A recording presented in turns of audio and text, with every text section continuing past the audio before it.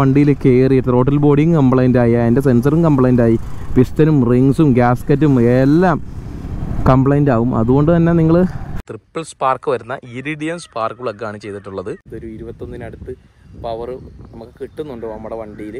Dino കാറിലും തന്നെ.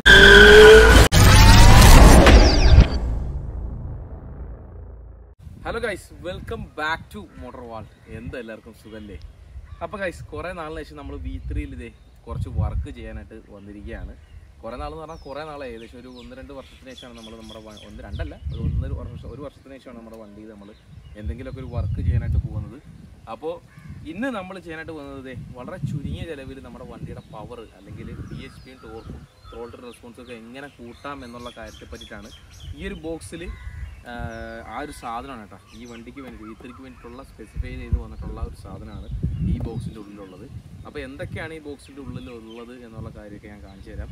ഇത് എൻഗേജ് എന്ന് പറഞ്ഞ ഒരു ബ്രാൻഡിൻ്റെ ഒരു പവർ ഫിൽറ്ററാണ്, ഹൈപ്പർ ഫ്ലോ എയർ ഫിൽറ്ററാണ്. സ്റ്റോക്ക് റീപ്ലേസ്മെൻ്റ് ആണ്. നമ്മൾ BMCയുടെ ഒരു ഫോൺ ടൈപ്പ്, അതായത് ഭയങ്കര സൗണ്ടുള്ള BMCയുടെ എയർ ഫിൽറ്റർ സെറ്റ് ചെയ്തിട്ടുണ്ടായിരുന്നു. പക്ഷേ അതിൻ്റെ ഒരു ഗുണമെന്ന് പറയുന്നത് നല്ല സൗണ്ടൊക്കെയാണ്. പക്ഷേ അത് വെച്ച് കഴിഞ്ഞാൽ ഇതിനെക്കാളും പവറൊക്കെ കിട്ടും. പക്ഷേ അത് വെച്ച് കഴിഞ്ഞാൽ നമ്മൾ ഈസി ഒന്ന് റീട്യൂൺ ചെയ്യണം.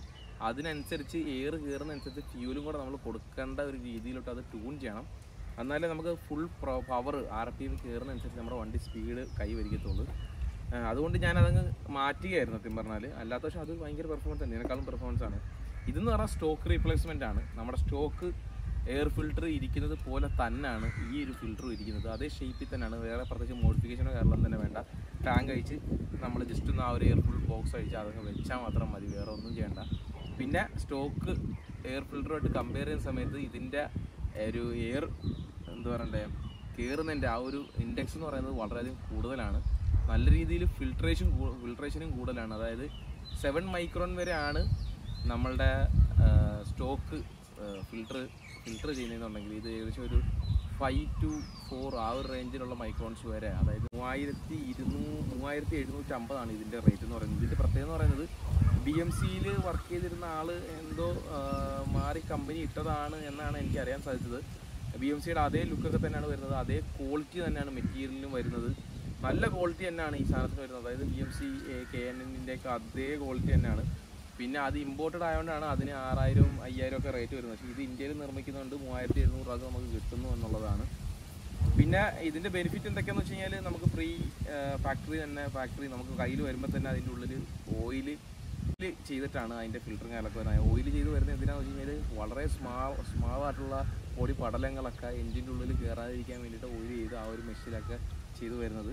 15,000 കിലോമീറ്ററിലും ഈ ഒരു സാധനം നമ്മൾ ക്ലീൻ ചെയ്യണം എന്നുള്ളതാണ് ഇതിനകത്ത് നമുക്ക് പറയാനുള്ള മറ്റൊരു പ്രത്യേകത എന്ന് പറയുന്നത്. പിന്നെ നമ്മൾ 3700 കൊടുത്ത് ഈ വണ്ടി മോഡിഫൈ ചെയ്യുന്നത് നിങ്ങൾ വിചാരിക്കും യൂട്യൂബിൽ നിന്നൊക്കെ ഒരുപാട് പൈസ വരുന്നത് കൊണ്ടാണ്. പക്ഷേ അങ്ങനെ യൂട്യൂബിൽ നിന്നുള്ള പൈസ വരുന്നത് കൊണ്ട് മാത്രമല്ല, എനിക്ക് സെക്കൻഡറി ആയിട്ട് ഒരുപാട് ഇൻകം ഉണ്ട്. അതിലൊന്നാണ് നമ്മുടെ ട്രേഡിങ്ങും സ്റ്റോക്കും ഒക്കെ ചെയ്യുന്നത് M-Stocks എന്ന് പറഞ്ഞ ഒരു സൈറ്റ് വഴിയാണ്. അതായത് അത് ആണ് എനിക്ക് ബെസ്റ്റായിട്ട് തോന്നിയത്. കാര്യം എന്ന് പറഞ്ഞാൽ തുടക്കക്കാരെന്നുള്ള നിലയിൽ എനിക്ക് ഒരുപാട് യൂസ്ഫുൾ ആയിട്ടുള്ളൊരു സംഭവമായിട്ടാണ് M-Stocksനെ എനിക്ക് ഫീൽ ചെയ്തിട്ടുള്ളത്. അതുമാത്രമല്ല ട്രസ്റ്റബിൾ ആയിട്ടുള്ള ഒരു സൈറ്റാണ്.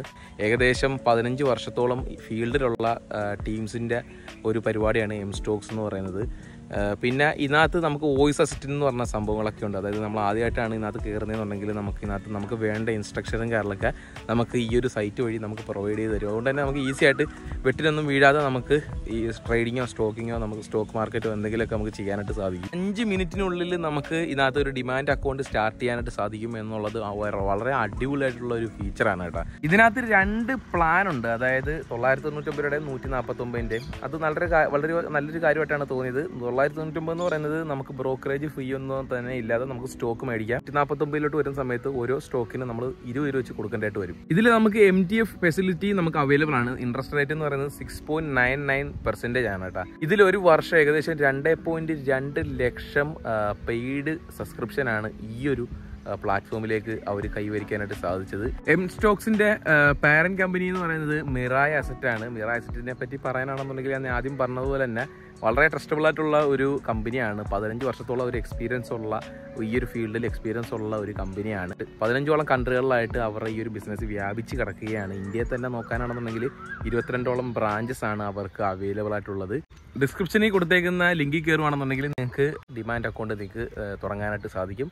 അപ്പം വീഡിയോയിലോട്ട് പോകാം. നമ്മുടെ വണ്ടിയിലോട്ട് നോക്കാനാണെന്നുണ്ടെങ്കിൽ നമ്മുടെ വണ്ടിയിൽ അങ്ങനെ ഒരു ബിഗ് ആയിട്ടുള്ള അല്ലെങ്കിൽ വിസിബിൾ ആയിട്ടുള്ള ഒരു പെർഫോമൻസ് പരമായിട്ടുള്ള കാര്യങ്ങൾ നമ്മുടെ വണ്ടിയിൽ നമ്മൾ ചെയ്തിട്ടില്ല.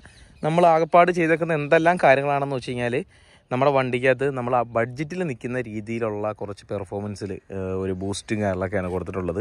വിസിബിളി ഒന്നും നമ്മൾ ചെയ്തിട്ടില്ല. ഞാൻ പറഞ്ഞതുപോലെ തന്നെ നമ്മൾ ഫസ്റ്റിൽ തന്നെ ചെയ്ത കാര്യം എന്ന് പറയുന്നത്, വളരെ വെരി ഫസ്റ്റിൽ നമ്മൾ ചെയ്ത കാര്യം എന്ന് പറയുന്നത് വണ്ടിയുടെ എൻജിൻ ഓയിൽ മാറ്റി എന്നുള്ള കാര്യമാണ്. നമ്മൾ ഷോറൂമിൽ നൽകിക്കൊണ്ടിരുന്ന ആ ഒരു ഓയിൽ മാറ്റി നമ്മൾ കുറച്ചും കൂടെ ഗ്രേഡ് കൂടി നല്ല പ്യൂരിറ്റിയും കാര്യങ്ങളൊക്കെ കൂടുതലുള്ള മോട്ടീവുകൾ, സിന്തറ്റിക്, അതുപോലുള്ള മറ്റേ നമ്മുടെ അഡിനോള്, അതുപോലെ തന്നെ നമ്മുടെ ലിക്കി മോളി, അതുപോലുള്ള ബ്രാൻഡുകളിലേക്ക് നമ്മൾ പോയി.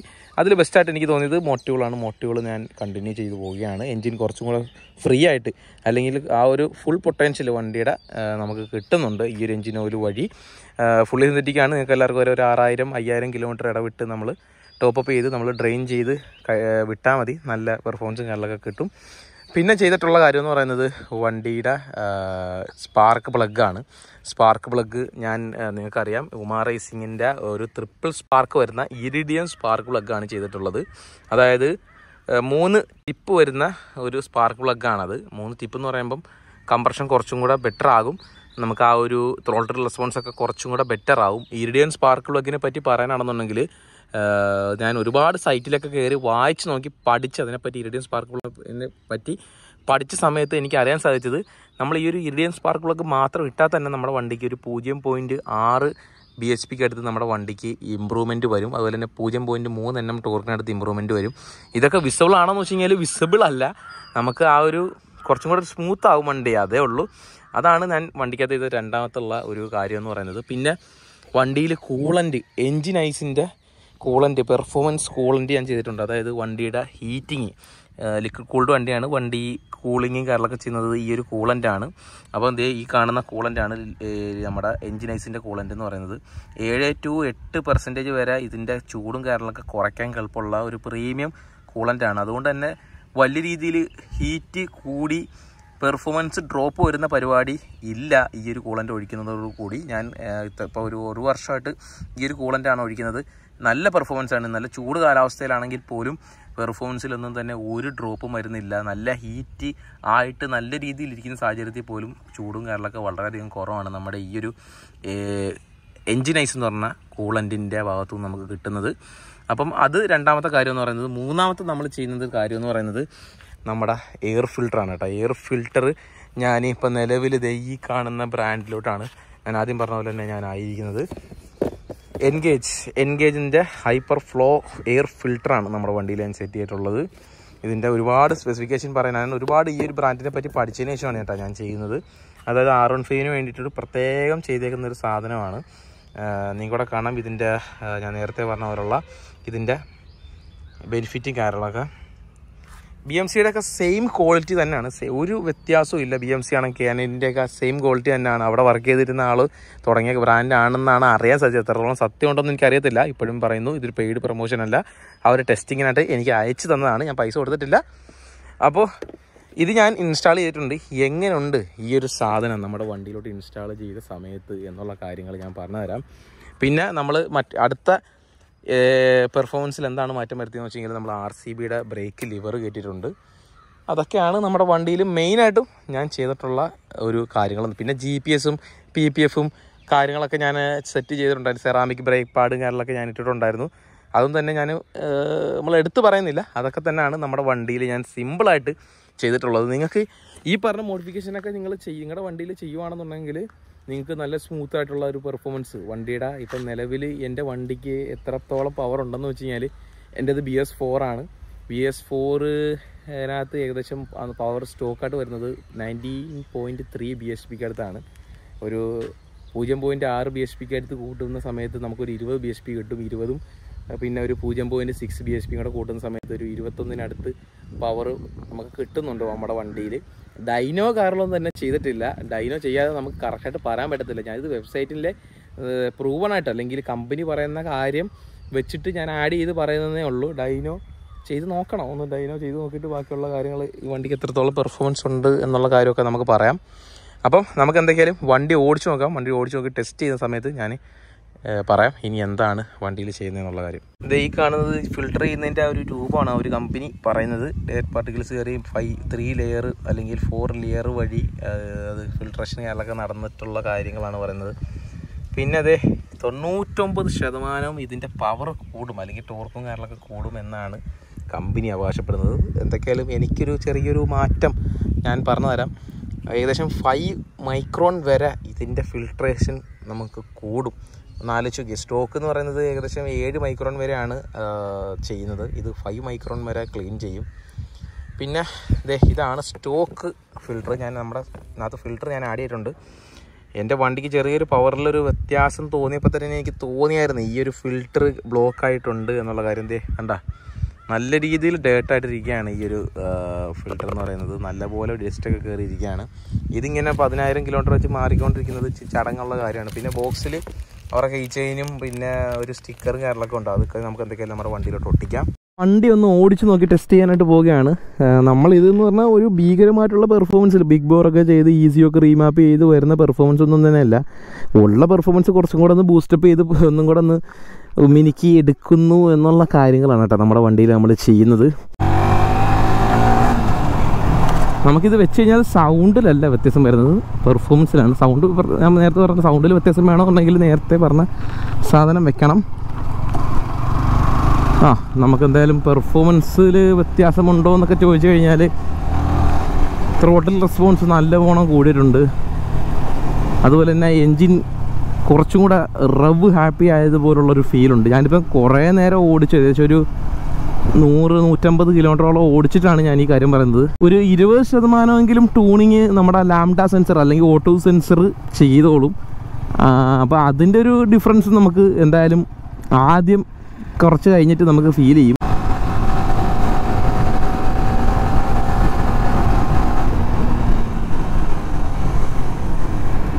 അടിപൊളി പെർഫോമൻസ് ചേട്ടാ. അതായത് വണ്ടി ചില്ല് നിൽക്കുകയാണ്. ഞാൻ ടോപ്പ് എൻഡ് ഒന്നും ഇതുവരെ നോക്കിയിട്ടില്ല. ടോപ്പ് എൻഡൊക്കെ നോക്കാനാണെങ്കിൽ നല്ലപോലെ ഇമ്പ്രൂവ്മെൻറ്റ് എന്തായാലും ടോപ്പ് എൻഡിലൊക്കെ വന്നിട്ടുണ്ടാകാം. ഇതുണ്ടാ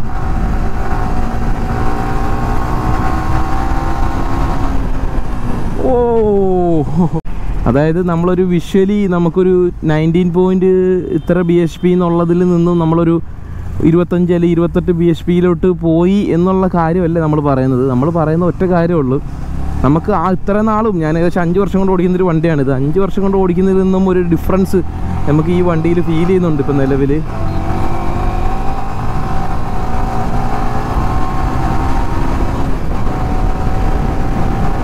കണ്ടില്ല?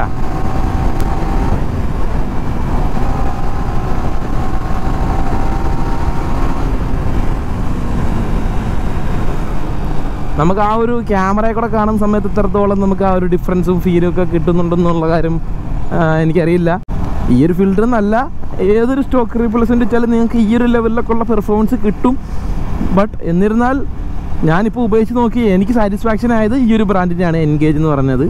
പിന്നെ ഏതൊരു ഫിൽറ്റർ എടുത്ത് വെച്ചാലും നിങ്ങൾ ശ്രദ്ധിക്കേണ്ട ഒരു കാര്യം എന്ന് പറയുന്നത് അതിൻ്റെ ക്വാളിറ്റിയാണ്. നിങ്ങൾ അതിൻ്റെ ഇൻസ്ട്രക്ഷനും അതിൻ്റെ ബ്രാൻഡ് വാല്യൂവും കസ്റ്റമർ റിവ്യൂ ഒക്കെ നോക്കിയിട്ട് മാക്സിമം ഒരു ഫിൽറ്റർ മേടിക്കാനുള്ളൂ.